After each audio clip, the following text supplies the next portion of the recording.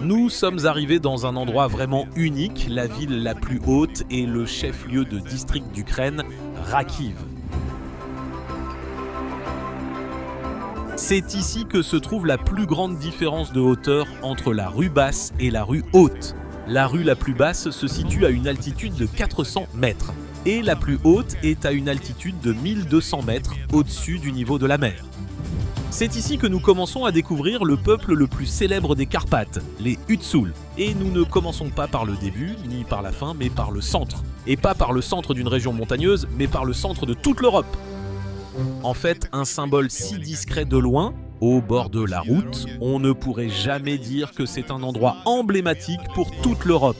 Celle-là, c'est une stèle moderne. Et voici le plus intéressant, la stèle ancienne. Elle a été fondée en 1887. Un endroit permanent, précis et éternel. Ici, le centre de l'Europe est établi. Très précisément selon l'échelle des méridiens et parallèles. À l'aide d'un appareil spécial fabriqué en Autriche-Hongrie. À la fin du 19e siècle, les géographes de l'Autriche-Hongrie ont pris tous les points extrêmes de l'Europe, y compris les îles, et ont tracé des lignes. Le point où ces lignes se sont croisées est devenu le centre de l'Europe. C'est le village de Delovoye, et c'est ici. Néanmoins, en Europe, il y a encore des débats sur l'emplacement exact de son centre géographique. Différents scientifiques utilisent de diverses méthodes de calcul et obtiennent des résultats variés. Aujourd'hui, le titre de centre géographique de l'Europe est revendiqué par des localités dans pas moins de 6 pays européens.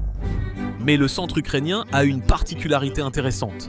Les gens croient qu'il peut exaucer les souhaits. Voici, vous voyez, les gens jettent beaucoup de petites pièces pour la chance. Si vous venez à notre centre de l'Europe, ne manquez pas l'occasion et touchez-le, d'autant plus qu'il existe un présage. Si vous le faites, votre souhait se réalisera sûrement. Je vais profiter de cette occasion pour toucher le nombril de l'Europe. Et étant donné que nous avons une mission très responsable et difficile à venir, alors je vais faire un vœu, le vœu que tous les Ukrainiens font en ce moment.